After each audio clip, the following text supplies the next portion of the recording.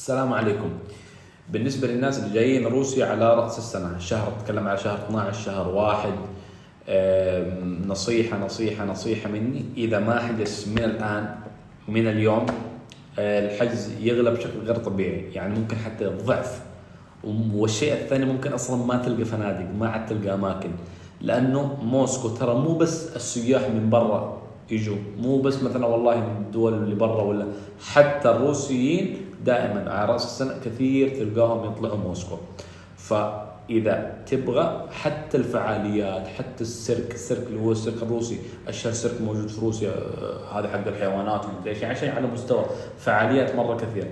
فنصيحة مني، إذا ناوي وتبغى تجي ضبط وضعك من الآن، أنت الحين تعتبر متأخر كمان شويتين، فضبط وضعك والأمور طيبة إن شاء الله. وإذا احتجت شيء دائما نحط رقمنا للتواصل ونضبط لكم برنامج كامل.